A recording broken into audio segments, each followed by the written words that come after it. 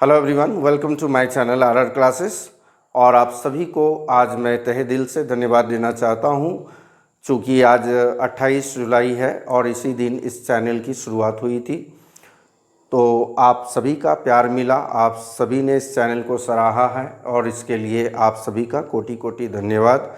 और आगे भी उम्मीद करता हूं कि इस चैनल को इसी तरह आप अपना सपोर्ट और प्यार देते रहिए। तो इस दिन यह दिन खास होने के कारण आज से आप लोगों की क्लास 9th की जो साइंस की सब्जेक्ट है उसके वीडियो लेक्चर आप लोगों को मिलेंगे, साथ में लाइव क्लासेस भी होगी और यह जो है कंटिन्यू रहेगा। थोड़ा सा वर्क हो जाने के कारण क्लास नहीं हो पा रहा था, बट अब से प्रयास रहेगी क्लास कंटिन्यू हो। तो चलिए स्टार्ट करें। आज हम लोग क्लास 9 का एक चैप्टर है, चैप्टर 1 केमिस्ट्री का, मैटर इन आवर सराउंडिंग। इसका अर्थ क्या हुआ कि हमारे चारों ओर हमारे आसपास के पदार्थ। अब सबसे पहले है कि ये पदार्थ है क्या। हमारे आसपास जो पदार्थ है, तो पदार्थ किनको कहेंगे, क्या है ये पदार्थ, व्हाट इज मैटर। ठीक है, तो मैटर के बारे में अगर स्टडी कर रहे हैं तो मैटर के बारे में यदि जानना चाहते हैं तो केवल ये जानना है कि वो मैटर कौन सी, वो बात वाली मैटर नहीं है कि this is the matter between I and you, तो ये मैटर नहीं है। ठीक है, मैटर क्या है, तो मैटर क्या कहा मैंने, इसका हिंदी होता है पदार्थ। आखिर पदार्थ क्या है, तो इसका दो प्रॉपर्टी आप याद रखेंगे, इसके बारे में तो हम लोग क्लियर कर लेंगे कि वो मैटर है।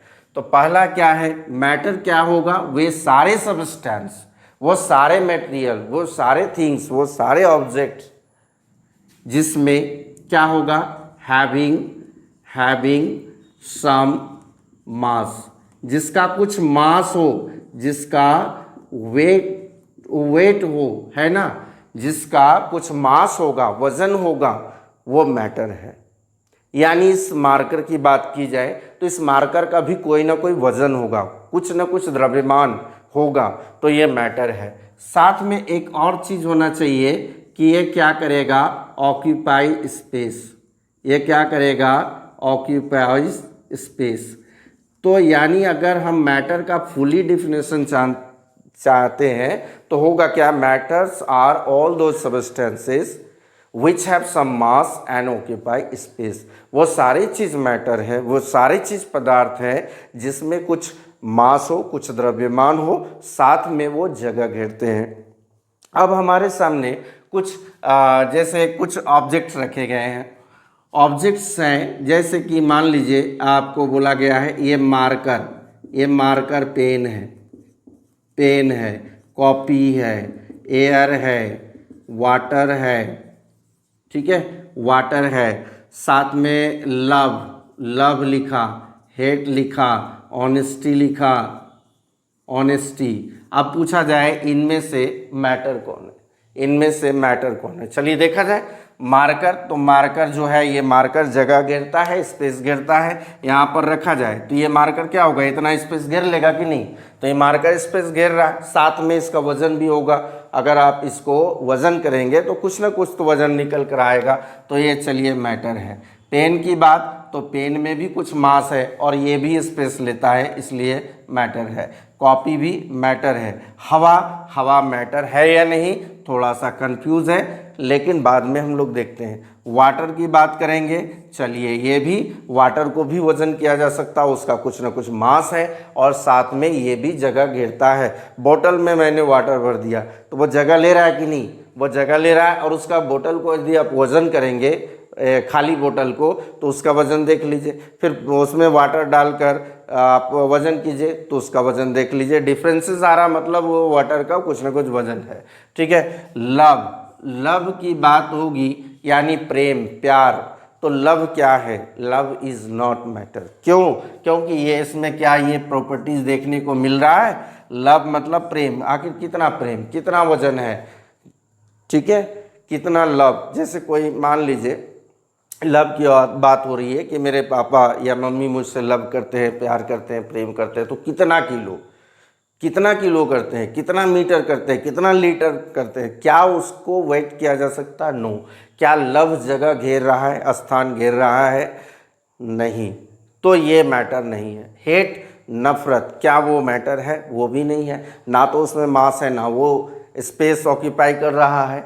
ऑनेस्टी, ईमानदारी, ईमानदारी क्या है? वो ईमानदारी जो है वो एक मैटर नहीं है। अब बात हो रही थी हवा की।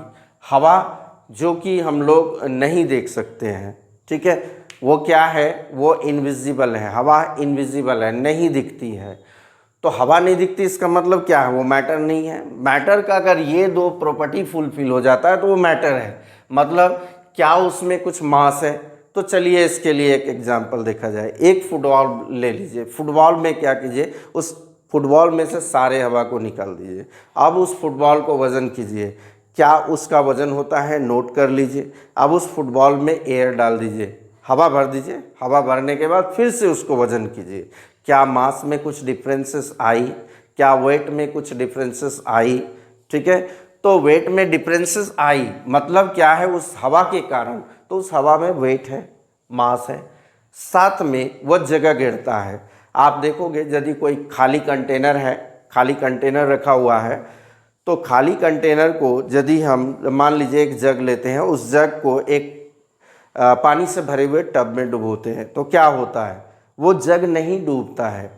उल्टा करके डुबाने से वो नहीं डूबता है, क्योंकि उसके अंदर पहले से कोई है, बैठा है। कौन है वो? हवा। जैसे ही उस जग को थोड़ा सा तिरछा करते हैं तो क्या होता है? वहाँ पर से हवा एक ओर से निकलती है, दूसरी ओर से पानी। माने एक ओर से वैक्यूम हो रहा, खाली हो जा रहा है ना, वैकेंट हो गया, हवा निकल गई, दूसरी ओर से वाटर उसमें इंटर कर गया। तो ये हो गया हवा। हवा क्या है? मैटर है। तो आप देखोगे फोग जानते हैं, स्मॉग जानते हैं, धुआं, उसमें भी मास होता है और वो भी स्पेस ऑक्यूपाई करता है। तो all those things which have some mass and occupy space are called matter. अब मैटर के बारे में जब पढ़ रहे हैं हम लोग, तो मैटर के बारे में जब पढ़ रहे हैं तो फर्दर क्लास में जो चीज़ें पढ़नी है उसे हम लोग देखें। सबसे पहले अगर हम लोग मैटर में आते हैं तो मैटर के बारे में पता लगने के बाद इस मैटर को दो कैटेगरी में बांटेंगे, जो कि हम लोग नेक्स्ट वाले चैप्टर में देखेंगे। एक ऐसा मैटर होगा जो कि प्योर होगा, एक ऐसा मैटर होगा जो इम्प्योर होगा। प्योर का मतलब हो गया शुद्ध, प्योर का मतलब शुद्ध। ये शुद्ध हमारे अनुसार जो शुद्ध होता है ना, प्योर, वो शुद्ध नहीं। यानी साइंटिस्ट किसको शुद्ध मान रहे हैं? हमारा विज्ञान, हमारा साइंस किसको शुद्ध मान रहा है? और ये हो गया अशुद्ध, ये हो गया अशुद्ध। अब यहाँ पर शुद्ध को जो है उसको हम लोग क्लासीफाई करेंगे तो निकल कर आएगा हमारा एलिमेंट। एलिमेंट माने क्या हो गया? तत्व, हिंदी में तत्व। और दूसरा आएगा कंपाउंड। क्या कंपाउंड शुद्ध है? क्या कंपाउंड प्योर है? Yes, it is pure. या शुद्ध है? क्यों? आगे पढ़ेंगे हम लोग, नेक्स्ट वाले चैप्टर में इनके बारे में पढ़ेंगे। अब ये अशुद्ध में क्या आ जाएगा? तो अशुद्ध में आएगा मिक्सर यानी मिक्सचर, दो या दो से अधिक एलिमेंट्स उसमें मिले होंगे। क्या कंपाउंड में नहीं मिले हैं? कंपाउंड का एग्जांपल है H2O। ये क्या है? ये कंपाउंड है, इसमें भी तो हाइड्रोजन और ऑक्सीजन मिला हुआ, बट ये प्योर हो रहा है। वहीं पर मिक्सर जो है उसको अशुद्ध माना जा रहा है, इम्प्योर। क्यों? तो आगे नेक्स्ट चैप्टर में पढ़ेंगे। एलिमेंट को फर्दर अगर कैटेगरी में बांटते हैं हम लोग एलिमेंट को, तो वो एलिमेंट 118 के लगभग एलिमेंट हमारे पास है, जिसमें कुछ एलिमेंट नेचुरल है and some elements are man made, artificial है। तो एलिमेंट को बांटेंगे तो हमारा मेटल आ जाएगा, जो कि आपका क्लास 10th में है। नॉन मेटल आ जाएगा, मेटल, नॉन मेटल, मेटलॉइड आ जाएगा, मेटलॉइड्स आ जाएगा, और साथ में नोबल गैसेस। इनके बारे में हम लोग खुलकर पढ़ेंगे क्लास 10th में। फिलहाल आपको मैटर जानना है, ठीक है। तो मैटर के बारे में तो पता लग गया कि मैटर क्या है, व्हाट इज मैटर। तो matter is anything which have some mass and occupy space. Clear है? चलिए, मैटर के बाद अब हम लोग आते हैं इसका नेक्स्ट टॉपिक में कि आखिर मैटर का कुछ प्रॉपर्टीज और पढ़ लिया जाए कि मैटर जो हम लोग बता रहे हैं, तो क्या मैटर वो सॉलिड भी हो सकता है, लिक्विड भी हो सकता है, गैस भी हो सकता है? बिल्कुल। अभी हमने तुरंत एग्जाम्पल में देखा, एग्जाम्पल में देखा कि वहाँ पर मिल्क हो या वाटर हो या फिर एयर हो, CO2 हो, ऑक्सीजन हो, फोग हो, या फिर सॉलिड में आ जाइए पेन है, पेंसिल है, कॉपी है, टेबल है, चेयर है, सारे के सारे मैटर। यानी ये मैटर जो एक्सिस्ट करता है वो क्या है, हमारा सॉलिड फॉर्म में भी होता है। ये जो है सॉलिड फॉर्म, सॉलिड फॉर्म का सॉलिड फॉर्म में होता है, साथ में लिक्विड फॉर्म में होता है और गैसेस में भी होता है। अगर सॉलिड की बात की जाती है तो इसको हम लोग हिंदी में क्या बोलते हैं, इसको बोलते हैं ठोस, इसको बोलते हैं द्रव और इसको बोलते हैं गैस। तो अगर ठोस में हम लोग देखेंगे तो हमारे पास एग्जाम्पल है पेन, कॉपी, उसके बाद आपका बेंच, ये सब क्या है, सॉलिड है। ठीक है। लिक्विड में बात करेंगे तो वाटर हो गया, ऑयल हो गया, मिल्क हो गया, ये सब क्या है, लिक्विड में। अगर गैस की बात करेंगे तो O2 है, CO2 है, हाइड्रोजन गैस है, एयर है ना। तो ये सारे गैसेस में, यानी ऑल दोज थिंग्स ये क्या है, मैटर है। अब चलिए मैटर के बारे में तो क्लियर हो गया कि सॉलिड, लिक्विड, ये वाला टॉपिक आपको पढ़ना है क्योंकि इसमें डिफरेंसेस आता है कि सॉलिड, लिक्विड, गैस। जब इनके बारे में प्रॉपर्टीज, इनकी सारी प्रॉपर्टीज पढ़ लेंगे तो हम लोग इसका डिफरेंसेस को लिख सकते हैं। तो फिलहाल हम लोग मैटर को क्लियर कर रहे हैं। तो मैटर में अगर बात की जाए कि इसके कैरेक्टरिस्टिक्स बताइए, यानी इसकी विशेषताएं बताइए कि मैटर की विशेषताएं क्या होती है। ठीक है, क्या लिखेंगे, विशेषताएं, विशेषताएं। तो विशेषताओं में अगर हम लोग आएंगे तो मैटर की पहली जो विशेषता होती है कि जितने भी मैटर होते हैं वो छोटे छोटे पार्टिकल से मिलकर बने होते हैं। यानी किसी मैटर को यदि लगा कंटिन्यू हम लोग हैमर करते हैं, उसको जो है कंटिन्यू तोड़ते जाते हैं, तो एक समय ऐसा आएगा कि वो फर्दर नहीं टूटेगा, वो ब्रेक नहीं होगा, वो उसका पार्टिकल होता है। यानी मैटर्स क्या लिखेंगे, इसका characteristics, matters are made of very very small, very very लिख दीजिए, वेरी वेरी स्मॉल पार्टिकल्स। ठीक है। और ये पार्टिकल्स जो होते हैं आर कॉल्ड, इनको कहते हैं हम लोग एटम। क्या कहेंगे, एटम्स। पार्टिकल्स को एटम्स यानी अणु और परमाणु हम लोग पढ़ेंगे ना आगे वाले चैप्टर में, थर्ड चैप्टर में, तो वहाँ पर हम लोग को देखना है। तो ये जो छोटे छोटे पार्टिकल से मिलकर बने होते हैं, इतने छोटे होते हैं कि इनको देखने के लिए माइक्रोस्कोप की ज़रूरत हो सकती है। ठीक है, इतने छोटे होते हैं। अब हम लोग यहाँ पर दूसरा इसका प्रॉपर्टी पढ़ेंगे, दूसरी प्रॉपर्टी कि पार्टिकल्स हैव स्पेस बिटवीन या अमोंग देम, यानी पार्टिकल्स के बीच में कुछ स्पेस यानी खाली जगह होती है, खाली स्थान होती है। ठीक है, पार्टिकल्स के बीच में कुछ स्पेस होती है विच इज कॉल्ड, उसको हम लोग क्या कहते हैं, इंटर पार्टिकल स्पेस।